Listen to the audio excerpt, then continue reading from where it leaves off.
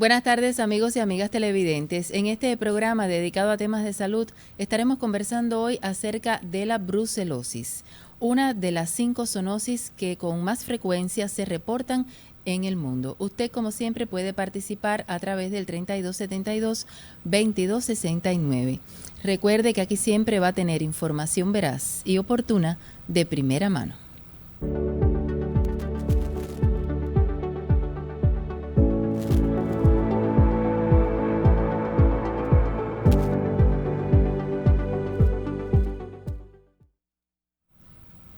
Y para conversar sobre este tema de la brucelosis en Camagüey, específicamente tengo como invitada a la doctora Gloria García González, quien es la responsable provincial de programas de zoonosis de la Vicedirección Provincial de Higiene y Epidemiología. Buenas tardes y bienvenida a nuestro programa. Buenas tardes.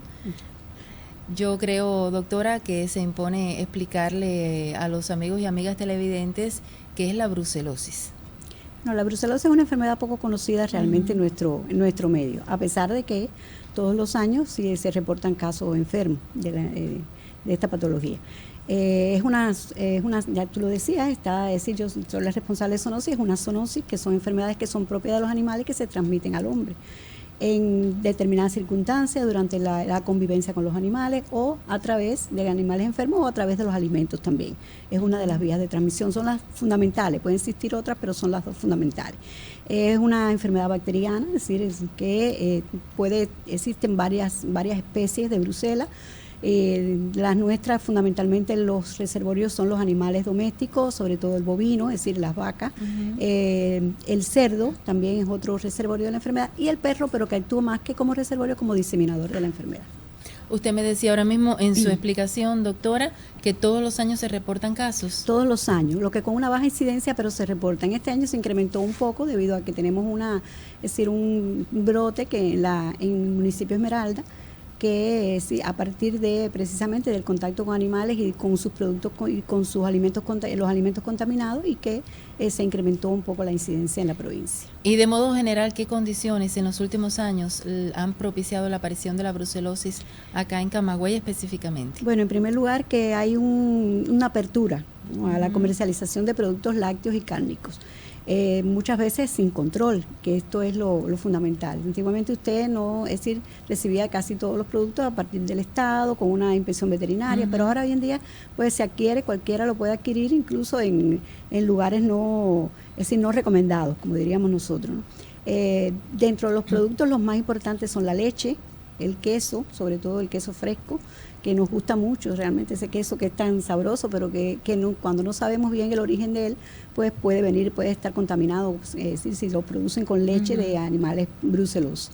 Y las carnes, cuando no se cocinan correctamente, o no, es decir, sufren, o usted las manipula con heridas en las manos, es decir, que puede tener alguna lesión que pudiera ser una puerta de entrada para esta enfermedad. Estas son las vías fundamentales de contaminación. Se plantea también que la vía aérea, por ejemplo, cuando usted está en un lugar donde los animales donde existen focos de brucela, donde existen animales enfermos, pues como ellos contaminan, digamos, los establos, las heces fecales, entonces, por la vía de aerosol, también pudiera contaminarse, pudiera ser una de las vías de transmisión. Pero la fundamental, Mari, es la que nosotros queríamos insistir, es a través de los alimentos. Es decir, digamos, las violaciones de la inocuidad de los alimentos son las causas fundamentales de que hoy en día se incremente o esté incrementada esta enfermedad en la provincia.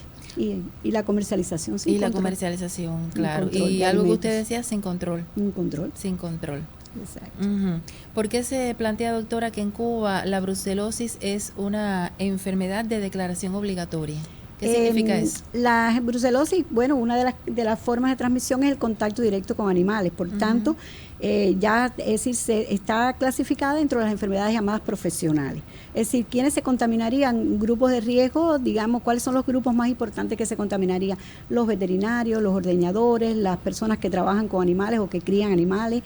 No solamente los estatales, sino también los privados. Por ejemplo, si usted es criador de cerdo y tiene un cerdo contaminado, usted también se contamina.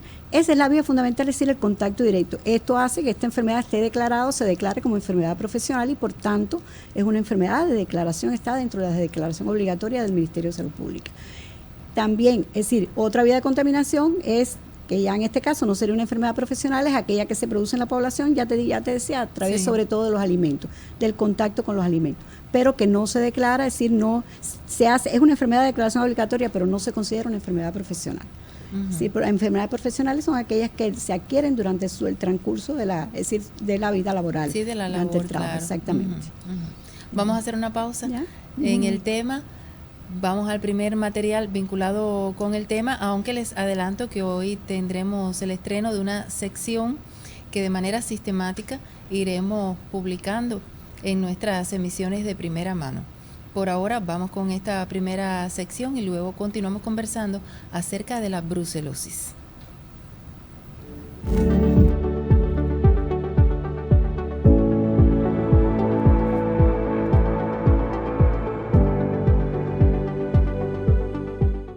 Las formas más comunes en que las bacterias se propagan de los animales a las personas son comer productos lácteos crudos. La bacteria Brucella en la leche de animales infectados puede contagiarse a los humanos mediante el consumo de leche, helado, mantequilla y quesos sin pasteurizar. Las bacterias también pueden transmitirse en la carne cruda o poco cocida de animales infectados. La bacteria Brucella se propaga con facilidad a través del aire. Los agricultores, cazadores, técnicos de laboratorio y trabajadores de mataderos pueden inhalarla. Tocar sangre y fluidos corporales de animales infectados es otra vía de transmisión. La bacteria presente en la sangre, el semen o la placenta de un animal infectado puede ingresar al torrente sanguíneo humano a través de un corte u otra herida. Dado que el contacto normal con los animales, tocarlos, cepillarlos o jugar con ellos, no causa infección, es raro que las personas se contagien con brucelosis de sus mascotas.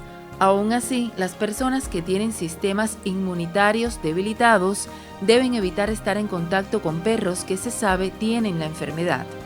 La brucelosis normalmente no se transmite de persona a persona, pero en algunos casos las mujeres han transmitido la enfermedad a sus hijos durante el parto o a través de la leche materna. En casos excepcionales, la brucelosis se puede contagiar a través de la actividad sexual o por medio de transfusiones de sangre o médula ósea contaminadas.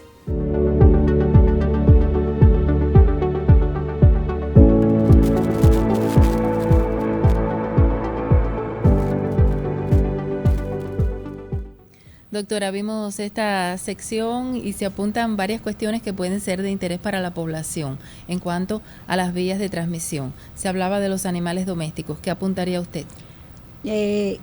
El perro puede ser, es decir, el perro y el gato pueden ser diseminadores de la enfermedad. Ellos padecen la enfermedad del perro, pero en nuestro país no está, no está, es decir, no existe una propagación de ella porque es una cepa que realmente es una bacteria que realmente no tiene una gran repercusión y casi siempre queda, es decir, digamos, los afecta a ellos, pero con muy poca transmisibilidad al hombre.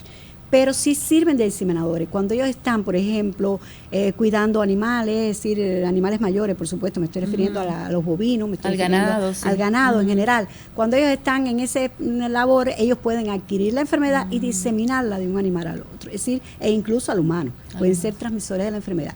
Más bien su potencial es de este tipo. En esa situación, no como transmisor él de su enfermedad como tal.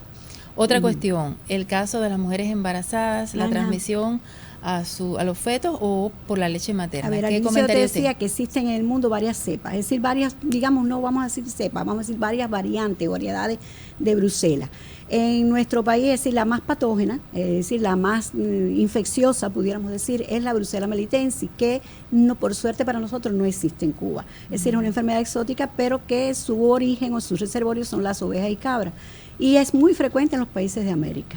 Es decir, pero además por su potencial patógeno es capaz de producir enfermedades, digamos por ejemplo, de su transmisión de la madre al feto. Pero en nuestro país, como no existe esta variante, las variantes que existen son poco transmisibles en ese sentido. Por tanto, no podemos esperar, o sería un caso excepcional, que hubiese una transmisión madre-feto. Es decir, no, realmente nuestro país no tiene esa significación. ¿Y la vía sexual? La vía sexual tampoco. No tiene esa gran significación. Sin embargo, uno de los síntomas que puede producir es la afectación de los genitales. Es decir, en el caso, por ejemplo, del hombre puede producir orquitis, es decir, inflamación del testículo, inflamación de los conductos que llegan al testículo, es decir, el epidídimo, los conductos deferentes, etc. Puede producir inflamación de toda esa zona. Pero normalmente no es decir, las vías de transmisión no son las fundamentales, no se han descrito en nuestro país, la vía sexual ni la transplacentaria. Es decir, puede existir, como incluso el material decía que de forma excepcional a través del trasplante de médula ósea, pero es mucho más frecuente la vía de contaminación por contacto directo, es decir, con animales enfermos y sus secreciones o excreciones, es decir, todo su sangre, todas partes, o la vía alimentaria y también la vía erógena pudiera ser. Pero entonces, ¿cuáles son los signos o síntomas de esta enfermedad y si se pueden confundir con otro padecimiento? Ese es el grave problema de la brucela, que la brucela se manifiesta como cualquier otra enfermedad, digamos como una gripe. Generalmente puede comenzar con una fiebre, que normalmente es una fiebre vespertina, quiere decir que es en horas de la tarde, cuando la persona termina de trabajar, casi nunca, a menos que se presente de forma aguda, porque ella puede presentarse en los 3 estadios de enfermedad, aguda, subaguda o crónica. La fase aguda puede dar una fiebre alta, pero no es lo más común. Lo más común es que usted comience con periodos de fiebre, por eso se llama fiebre ondulante. Es decir, que usted comience con periodos de fiebre que pueden remitir y vuelve otra vez y así cada 3, 4 días. Incluso a veces puedes recesar 15 días sin fiebre y volver otra vez. Ese es el síntoma fundamental. La fiebre, sobre todo vespertina, escalofrío, acompañada de escalofrío, fatiga, cansancio, cansancio generalizado, dolor en las articulaciones, en los músculos, puede doler, es decir, sobre todo en la región de la espalda, dolor lumbar, puede haber dolor de cabeza. Y ya te decía, dentro de es decir, esas son la generalidad, falta de apetito, puede haber falta de sueño, es decir, insomnio, pero puede haber constipación, es decir, alternado con diarrea. Como te das cuenta, todos son síntomas que pueden aparecer muy comunes de cualquier enfermedad. Dengue, por ejemplo, o un gripe, en fin. Exacto. Ahora, ella puede tener complicaciones, que sí, generalmente no es una enfermedad mortal. No es mortal, reporta, no pero es puede llegar a la cronicidad. Puede llegar a la cronicidad y producir complicaciones que diríamos no son muy frecuentes tampoco. Por ejemplo, pudiéramos determinar de un 1% de la población. Pero sí son complicaciones muy, muy graves que pueden incluso provocar la muerte del paciente, pero por la complicación, como son las endocarditis, por ejemplo, en pacientes que son cardiópatas o en pacientes que debutan con una endocarditis o alguna alteración de este tipo, también meningitis, es decir, puede afectar el cerebro y producir inflamación del sistema nervioso, es decir, estas ya son complicaciones mucho más. Y también puede haber también alteraciones del sistema osteomiorticular en general.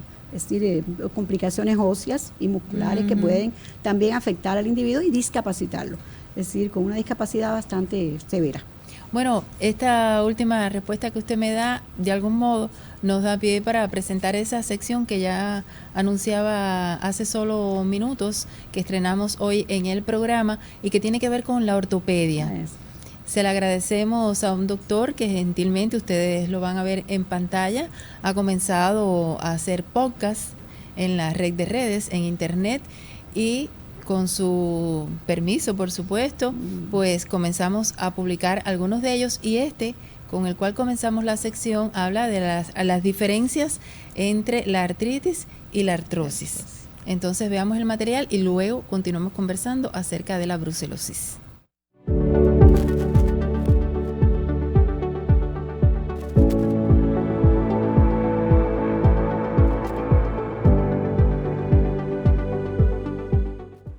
En esta ocasión vamos a abordar la diferencia entre dos enfermedades que parecen similares pero no lo son.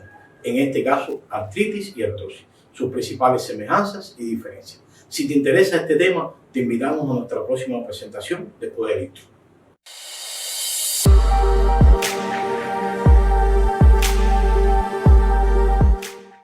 La artritis y la artrosis son dos entidades que tienen un nombre semejante. Sin embargo, existen grandes diferencias entre ellas. La similitud entre estas dos entidades radica en 5 aspectos fundamentales. Ambas entidades presentan dolor articular, inflamación y rigidez.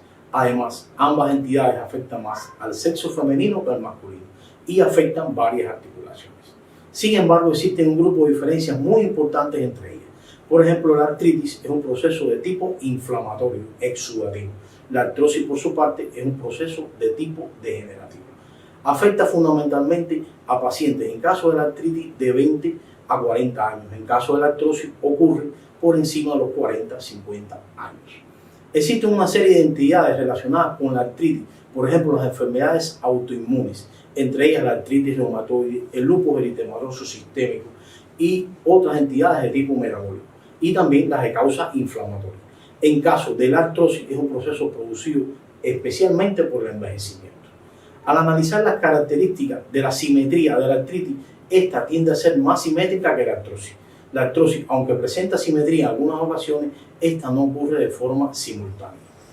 Al analizar las características del dolor, tenemos que decir que el dolor de la artritis es de tipo inflamatorio, es de tipo constante, que aumenta con el reposo y se alivia con la actividad física. Nada que ver o muy diferente al dolor de la artrosis, que es un dolor de tipo mecánico, el cual es muy intenso a la hora de comenzar una actividad física. Entiéndase que la actividad física, el paciente está sentado, comienza la marcha, el dolor se hace intenso y en este momento comienza a disminuir.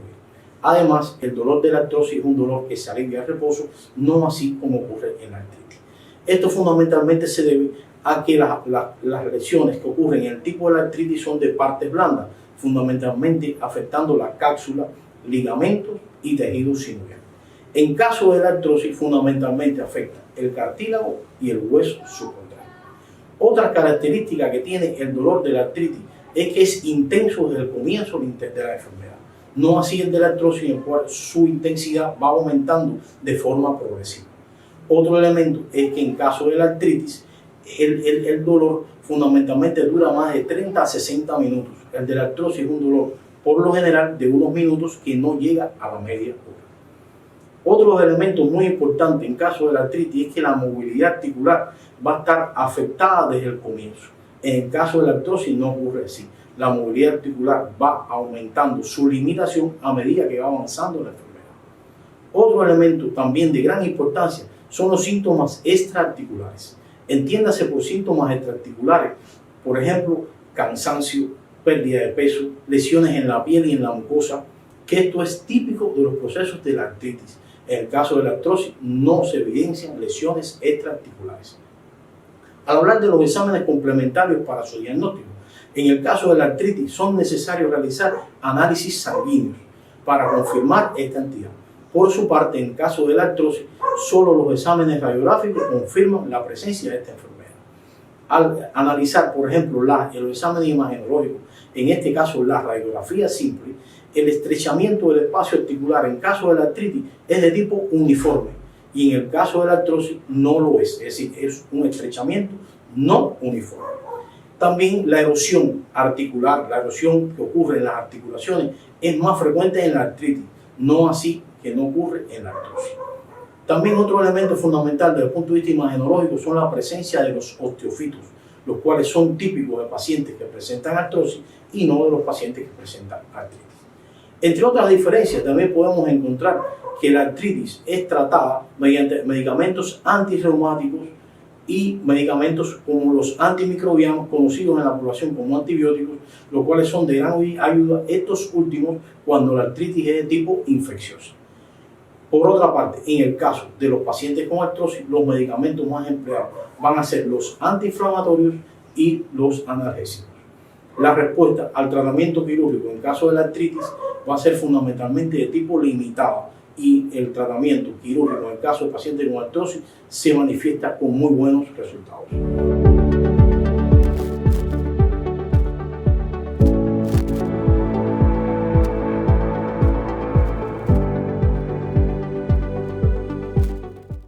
Muchísimas gracias al doctor en ciencias Alejandro Álvarez. Seguimos con la brucelosis, el tema central de nuestra emisión. Doctora Gloria, usted comentaba que la variedad de signos y síntomas es amplia y que se parecen al de otros padecimientos. Entonces, ¿cuándo acudir al médico? ¿Cuándo sospechar que puede ser una brucelosis? Y le hago otra pregunta también al mismo tiempo. Entonces, ¿cómo se diagnostica que es brucelosis por parte de ustedes los especialistas? Cuando existan o la persona tiene estos síntomas que nosotros hemos mencionado, sobre todo cuando son muy prolongados, es decir, ya te decía, una fiebre que lleva tiempo, que además es una fiebre intermitente, no es seguida, él pues acude al médico y el médico se tiene que apoyar en dos aspectos fundamentales. Uno es la clínica y otro es el antecedente epidemiológico que el paciente tenga. Si el paciente es trabajador agrícola, si es trabajador agropecuario, si el paciente es, por ejemplo, trabajador de un laboratorio que también pudiera infectarse, es decir, que puede ser, o un trabajador de matadero, es decir, que tenga un antecedente de riesgo, pues el médico puede sospechar la enfermedad. Y en este caso se realizan análisis, sobre todo pueden realizarse análisis de cultivo de la bacteria, pero generalmente estos son muy sofisticados, muy trabajosos, no se utilizan casi en el laboratorio por su, es decir, porque demoran, son muy demorados y el paciente no puede esperar. Y entonces se utilizan las técnicas serológicas. ¿Cuáles son las técnicas serológicas? Aquellas que dependen de una extracción, es decir, de sangre, y la obtención del suero, y a partir de ahí pues usted observa si existe o no anticuerpos dentro, es decir, en el suero, que pudieran ser marcadores de la brucelosis. Es muy confiable, son técnicas muy confiables las técnicas de laboratorio en relación con la brucelosis, es decir, son capaces incluso de diagnosticarnos o de, es decir, de conocer si el paciente está, en qué fase el paciente está de la enfermedad, si está al inicio en una enfermedad, es decir, en una enfermedad inicial, o si está en una recaída de la enfermedad o un estado tal vez llegando a la cronicidad o dentro de la cronicidad. En el caso pues aplicaría tratamiento. ¿Cuáles los tratamientos? Sí. El tratamiento consiste en una variedad, es decir, una combinación de antibióticos. No, casi nunca se utiliza un solo antibiótico porque la brucela tiende a alojarse en órganos y sistemas es decir, un sistema que se conoce como sistema retículo endotelial, donde muchos antibióticos no llegan allí con toda la precisión. Entonces se utilizan 2 antibióticos más otros medicamentos, es decir, que se añade. Que el tratamiento tiene un inconveniente, ¿no? Y es que es prolongado, las personas muchas veces se cansan, pero hay que hacerlo. ¿Prolongado de qué tiempo estamos hablando de 6 semanas, estamos hablando de, es decir, 6 a 8 semanas. Y qué pasa que muchas personas se aburren, como diríamos en buen cubano, ¿no? Se aburren, y realmente cuando usted está enfermo tiene que hacer el tratamiento con lo que el médico le indique. Y puede suceder, no sé, usted me explicará, que comienzan el tratamiento, ven mejoría y entonces por eso no lo quieren continuar. Exactamente, lo dejan y ahí pero deben concluir. Puede haber entonces recaída. O también puede haber reinfección si usted mantiene es decir, el origen de la fuente de infección con la cual usted se infectó, usted puede hacer recaída de la enfermedad. Es decir, te curaste, hiciste tu tratamiento completo, que es un indicador de que tú, es decir, se te quitaron los síntomas, indica que no te vas a complicar o que es decir, no vas a sufrir complicaciones, pero si te sigues en el mismo lugar o con el mismo factor de riesgo, pues puedes reinfectarte. Es decir, que las personas pueden infectarse ilimitadas veces de brucelosis. A ver, no es lo más común porque cuando tú padeces la enfermedad, es decir, te inmunizas, te autoinmunizas a la enfermedad. Pero si tú mantienes una fuente de infección repetida, sí pudieras volverte a hacer hacer una recaída de la enfermedad. Pero o volverte a reinfectar. Sí. Si el paciente es disciplinado, si cumple con todo lo que está establecido, tiene al alcance el tratamiento como está, supuesto, debe mejorar y debe curarse. Y curar los síntomas. Debe curarse. Que ya te digo que pueden durar, incluso una vez que tú terminas el tratamiento, puedes mantener alguna sintomatología, es decir, ligera, leve, puedes mantenerlo por un periodo de tiempo, siempre y cuando, es decir, no sea constante, no se prolongue mucho en un periodo de tiempo muy largo, que debes acudir. Además, para eso nosotros tenemos especialistas que le dan seguimiento a estos pacientes, es decir, en consultas especializadas, como te decía, es una enfermedad del tipo de la llamada enfermedad profesional, y tienen consultas especializadas con salud ocupacional, y los especialistas pues atienden a estos casos y les dan el tratamiento que más se adecuen a su enfermedad o a su patología. Vamos al último material, la última sección de nuestro programa, para conocer en los minutos que restan del mismo acerca de las acciones concretas con el caso o los casos de Camagüey en este inicio de año, que ya se anunciaban al principio del programa y que, bueno, sustentan, digamos, el propósito de esta emisión y de todo lo que se ha divulgado en los diferentes medios de prensa de nuestro territorio. Adelante.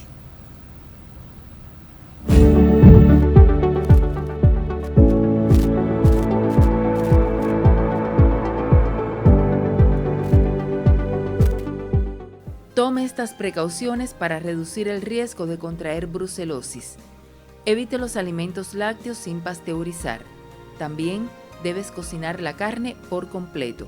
Si eres veterinario, granjero, cazador o trabajas en un matadero, Usa guantes de goma al manipular animales enfermos o muertos, tejidos de animales o al asistirlos a dar a luz.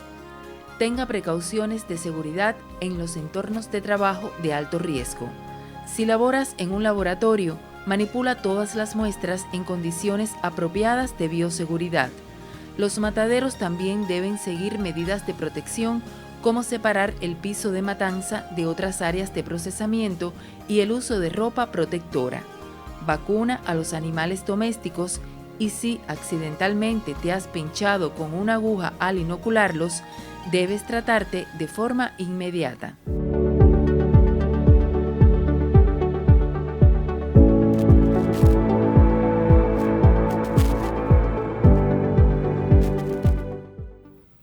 Doctora Gloria, entonces, ¿qué estrategias concretas se llevan a cabo en Camagüey, sobre todo para prevenir la brucelosis? Bueno, estamos hablando de una zoonosis. Lo primero es eliminar la enfermedad en los animales. Esa es la primera meta o la primera estrategia importante que hay. Lo segundo es lograr la inocuidad de los alimentos, es decir, velar por la inocuidad de los alimentos, no mezclar los procesos en las áreas de matanza, de los mataderos o de las industrias de procesamiento industrial.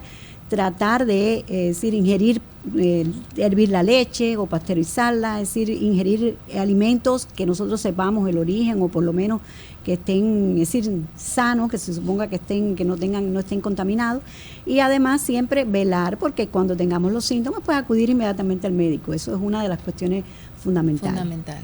Muchísimas gracias, doctora Gloria, por habernos acompañado en esta emisión. Espero que no sea la última. La recibimos con mucho placer, igual que a ustedes, amigos y amigas televidentes, siempre los miércoles en vivo, 4:30 de la tarde por Televisión Camagüey, porque les garantizo que aquí siempre van a tener información veraz y oportuna de primera mano.